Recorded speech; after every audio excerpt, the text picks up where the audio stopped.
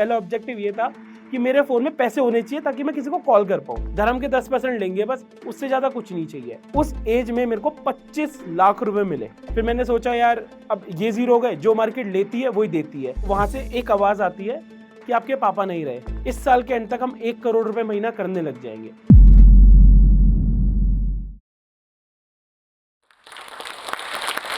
तो लाइफ में कभी भी ऐसा लगे कि बहुत बड़ा झटका लगा है तो ये मान लेना भागने का टाइम आ गया है। मैं ये क्यों कह रहा हूँ, उसका एक रीजन है और इस कहानी से आपको पता चल जाएगा। तो मैं हूँ अखिल गुप्ता और मेरी एक इन्फ्लुएंसर मैनेजमेंट कंपनी है जिसका नाम ओनो क्रिएटर्स है। हमने 15,000 रुपए से शुरू किया था और आज 50 लाख रुपए महीने का धंधा कर रहे हैं। और ये कैसे हुआ है, इसकी बड़ी इंटरेस्टिंग स्टोरी है।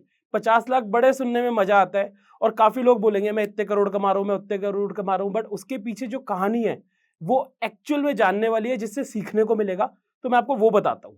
तो कहानी शुरू होती है बड़े सैड पॉइंट से। वो था 2007। मैं 13 साल का हूँगा और 13 साल की उम्र में मैंने एक फैमिली में बहुत बड़ी ट्रेजेडी देखी कि पापा का बहुत मेजर लॉस हुआ। और उस लॉस के बाद ऐसा हुआ कि हम दिल्ली में रहते थे कि हमें अपने होम टाउन खेकड़ा करके एक जगह है, आप में से बहुत सारे लोगों ने सुना भी नहीं होगा कि कौन सी जगह है, तो हमें वहां जाना पड़ा। और ज्यादा नहीं बताऊंगा इसके बारे में, मेरे को सैड स्टोरी के बारे में बात करना पसंद नहीं है। तो ऐसा मान लीजिए कि खाने के भी पैसे नहीं थे, कई दिनों तक ऐसे हालात थे। तो हम चारों लोग, एक अच्छी बात हुई कि हम चारों लोग काफी क्लोज आ गए और उन चारों लोगों ने मिलकर मेहनत करी। तो मेरा रोल ये था कि मैं ट्यूशंस पढ़ाना शुरू कर दिया था क्लास 11 से। तो ईयर होगा 2011। 2011 से मैंने क्लासेस लेनी शुरू कर दी। और अच्छी बात ये थी कि मैं अपने ही क्लास के बच्चों को पढ़ाता था। मेरे को मैथ्स में इंटरेस्ट था तो मैंने वहां से शुरू किया और अपना 2-3 हजार रुपये महीना बनाना शुरू कर दिया था। तो मेरे को इसमें ये चमक गया कि यार पैसा बनाना बहुत जरूरी है, पैसा बनाओगे तो पैसे से पैसा बनेगा। पर अब इसमें प्रॉब्लम ये आई कि जब मैं ट्यूशंस पढ़ा रहा था तो मैं अपनी पढ़ाई पे कम ध्यान दे पा रहा था, इसलिए 12th मेरी थोड़ी हल्की निकल गई। मेरे को याद है 82-81% मेरे आए थे और मैं पूरी रात रोया था। मतलब कि यार अब कहीं एडमिशन नहीं मिलेगा और आपको पता है डीयू में ही सस्ती पढ़ाई हो सकती है, उसके अलावा कहीं होती नहीं है। और डीयू में 81% में कहीं कट ऑफ में निकला नहीं मेरा, तो अब अपने पास कोई ऑप्शन नहीं था। पर एक अच्छी चीज ये हो गई, मैंने एक छोटा सा लोन ले लिया 80-85 हजार का और मैंने अपने कॉलेज की फीस भरी महाराजा अग्रसेन में।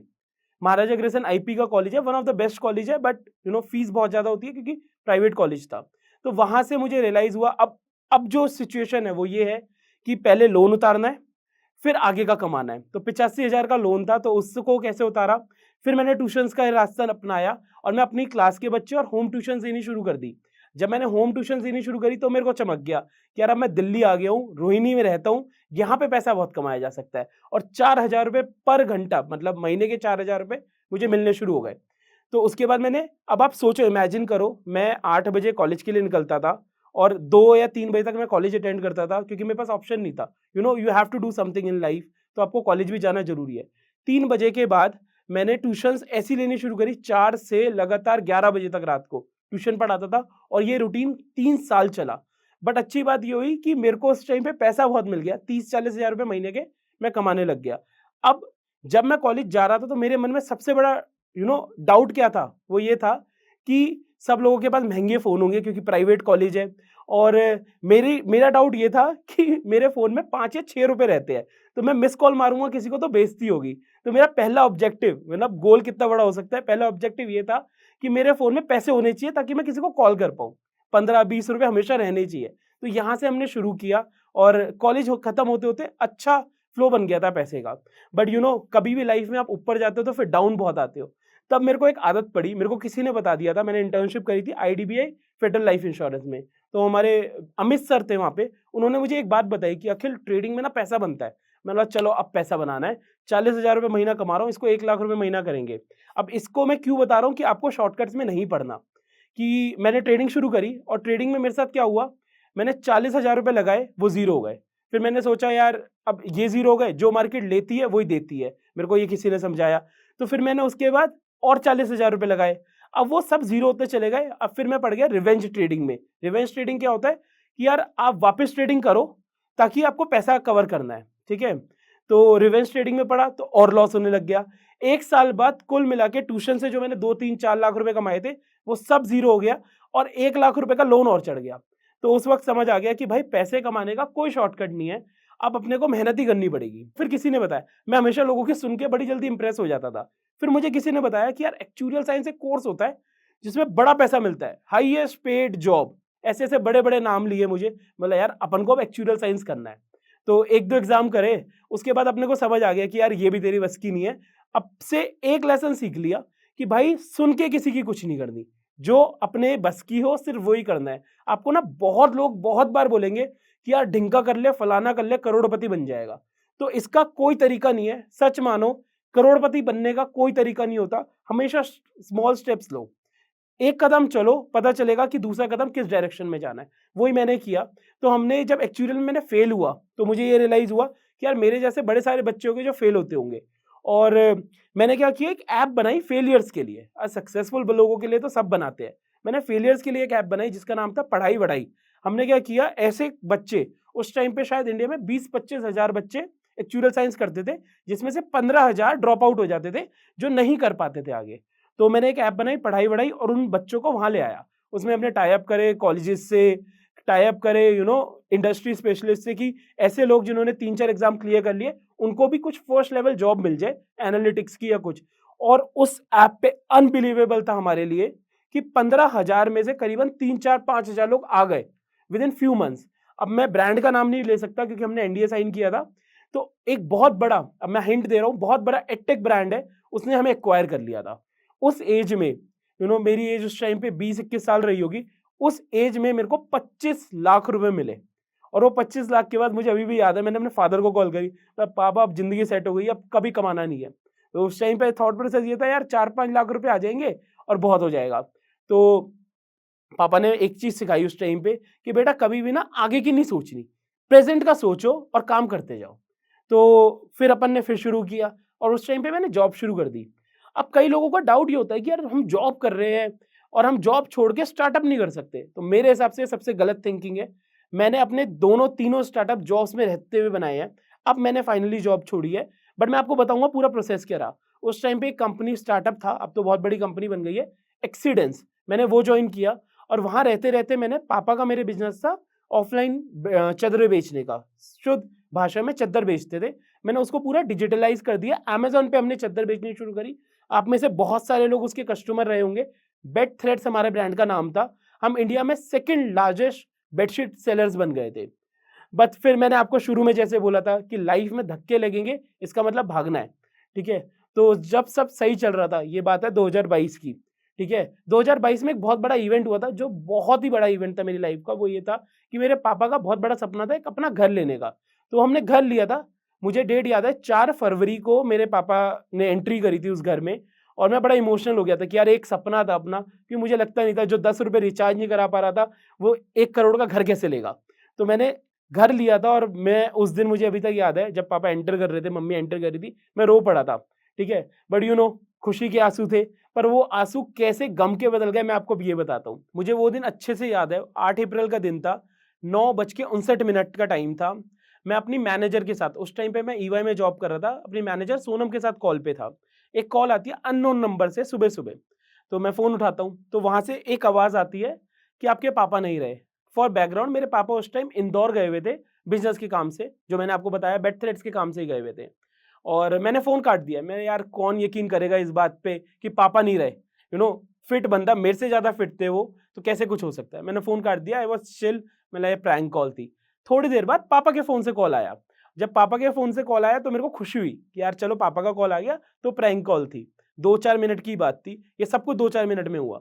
फिर कॉल आया और वहां से किसी ने बोला कि आपके पापा नहीं रहे, ठीक है। पहला क्वेश्चन मेरा ये था कि यार एक बात बताओ, कितना हालात खराब है, क्या है, अगर कुछ भी, आप जितने मर्जी पैसे लगे पापा को हॉस्पिटल ले जाओ।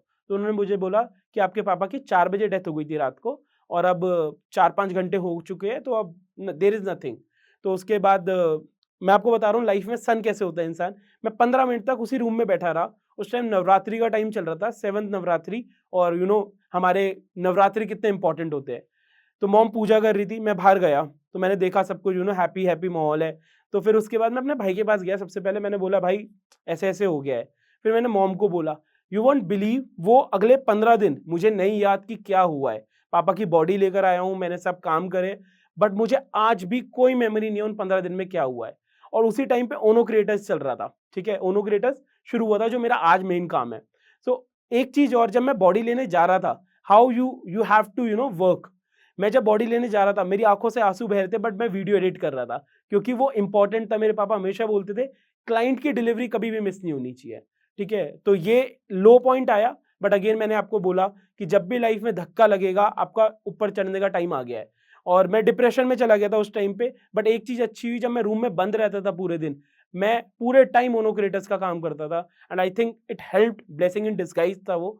हमने बहुत बड़ा बिजनेस बनाया, हमने दिन रात काम करी, और हमने एडिटिंग से, कई लोग मुझे बोलते थे एडिटिंग का बिजनेस स्केल अप नहीं हो सकता, हमने सिर्फ एडिटिंग से 10 लाख रुपए महीने का काम करने लग गए हम, और 10 लाख में से प्रॉफिट के साथ 3 लाख। जब हमारा कल्चर है कि सारे स्टार्टअप्स लॉस में, हम सिर्फ एडिटिंग, जो कि बहुत बड़ा मैनुअल काम है, हमने 2.5-3 लाख रुपए का प्रॉफिट बनाना शुरू कर दिया।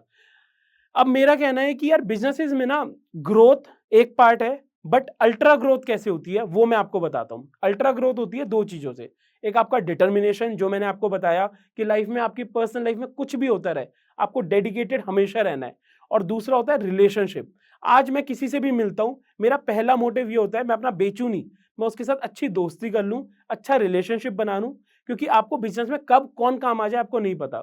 तो हमारा अल्ट्रा मूवमेंट कब आया, 6 महीने पुरानी बात है, ये आपके जैन की बात होगी।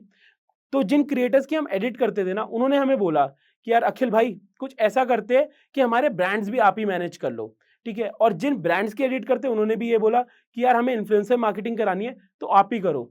तो हमने बोला यार ये हमारा फोटे नहीं है, अपन तो एडिटिंग में है, एडिटिंग ही करेंगे। बट हम उन्होंने हमें फोर्स किया, तो हमने बोला चलो एक ब्रांड का इन्फ्लुएंसर मार्केटिंग करके देखते हैं। हमने करके देखा, वो ब्रांड था चॉइस, अच्छा काम किया हमने। और मैं हैरान रह गया कि इस फील्ड में कितनी गलत चीजें हो रही है और कितना ज्यादा पैसा है। हमने सबसे पहली चीज करी कि इस फील्ड में उतरने से पहले जो 20% कमीशन शेयर होता है एजेंसीज का क्रिएटर की इनकम में से, हमने वो 10% किया, क्योंकि हमें ये लगता था कि यार आप जब सबका फायदा कराओगे ना तभी बिजनेस बड़ा हो सकता है। एक और बड़ी प्रॉब्लम थी जो हमने सॉल्व करी, वो ये थी कि ट्रांसपेरेंसी नहीं थी इस बिजनेस में। अब कोई भी एजेंसी क्या करती है, मेरे पास एक ब्रांड है, मेरे पास एक इन्फ्लुएंसर है, ब्रांड ने मुझे बोला कि 5 लाख रुपए का कैंपेन कराना है, बट मैं इन्फ्लुएंसर्स को क्या बोलता था, मेरे पास 3 लाख रुपए ही आया है और उसमें से भी 20% ले लिए। तो ये एक स्ट्रक्चर चल रहा था मार्केट में। हमने क्या किया, हमने ब्रांड्स को क्रिएटर से डायरेक्ट मिलाना शुरू किया कि हमारा 10% है, धर्म के 10% लेंगे बस, उससे ज्यादा कुछ नहीं चाहिए। तो इससे हमारा ट्रस्ट और बढ़ने लग गया मार्केट में, और वो कारवा इतनी तेज बढ़ा, सिर्फ 6 महीने में, सिर्फ 6 महीने में हमारे पास 35 एक्सक्लूसिव क्रिएटर्स है सिर्फ फाइनेंस में, और टेक में भी हमने शुरू कर दिया है, और टेक में भी हमारे पास 10-12 क्रिएटर्स एक्सक्लूसिव हो गए हैं। जस्ट टू टेल यू कि ये नंबर कितना बड़ा है। जो हमारे साथ कॉम्पिटिटर्स है उनके पास सिर्फ 8 या 10 एक्सक्लूसिव क्रिएटर्स होते हैं, मैक्सिमम 20 एक्सक्लूसिव क्रिएटर पीक पे रहे हैं। तो विद इन 6 मंथ्स हमने इतना बड़ा बिजनेस बना लिया।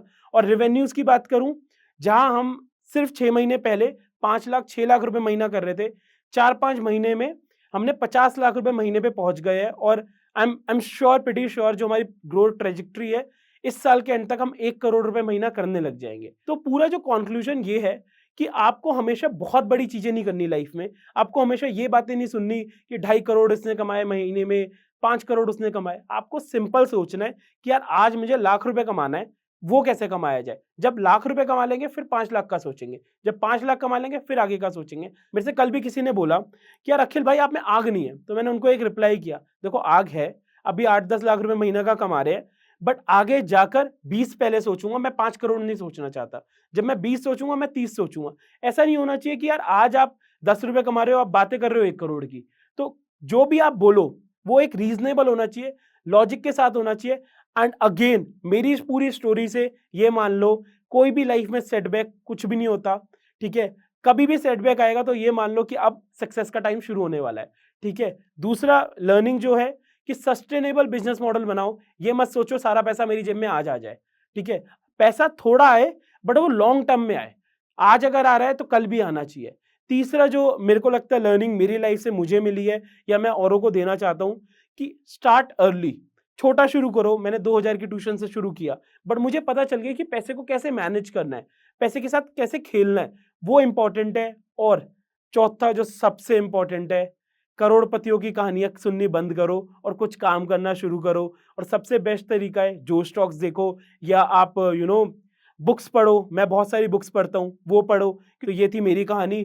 अगर आपने अभी तक मेरी कहानी सुनी है तो आई होप मैं 1% भी आपकी हेल्प कर पाया हूँ। अगर 1% भी करी है तो मुझे लगता है ये वीडियो सक्सेसफुल हुई।